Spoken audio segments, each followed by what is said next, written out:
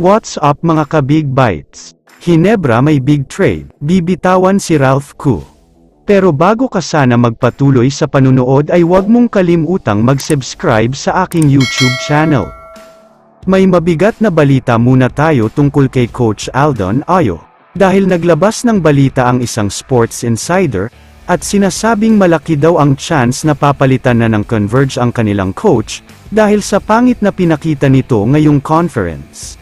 Hindi daw kasi maganda ang naging record ng Converge sa Commissioner's Cup, at ang mas masaklap pa dito ay sila ang may worst record sa conference na ito.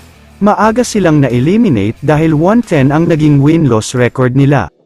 Samantala, malapit nang matapos ang PBA Final sa pagitan ng Magnolia Hotshots at San Miguel Beermen, kaya naman marami na ang excited dahil trading season na naman yan, kabi-kabila na ang mga teams na gagawa ng trade.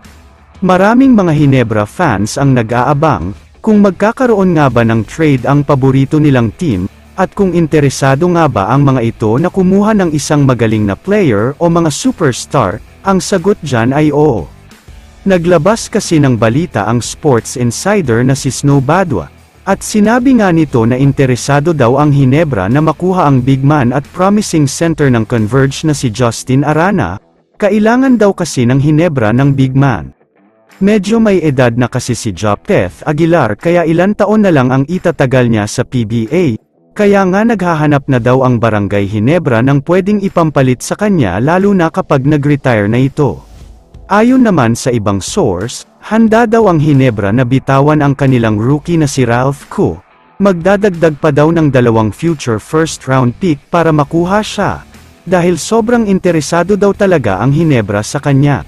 Pero ayon naman sa post ni Snow Badwa, ayaw daw bitawan ng Converge ang kanilang big man at ayaw daw nilang ibigay siya sa Hinebra, lalo pat hindi superstar ang ibinibigay na kapalit ng mga ito.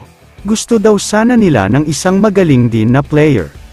Kung ako naman ang tatanungin ay sulit nga talaga ang isang Justin Arana, dahil magdadalawang taon pa lang siya sa PBA pero grabe na ang improvement niya. Wag din natin kakalimutan na siya ang Rookie of the Year. Pero tulad na nga ng sinabi ni Snow Badwa, hindi papayag ang Converge na bitawan ang kanilang future superstar kung walang magaling na kapalit, kaya kung gusto ng Hinebra na makuha si Arana ay kailangan nilang isakripisyo ang isa sa mga superstar nila. Kaya naman kung kayo ang tatanungin, ano ang masasabi nyo sa trade na ito? I-comment mo naman ang opinion mo tungkol sa tanong na ito. Dito na muna nagtatapos ang video na ito. Maraming salamat sa panunood mga ka-Big Bites. God bless sa inyong lahat.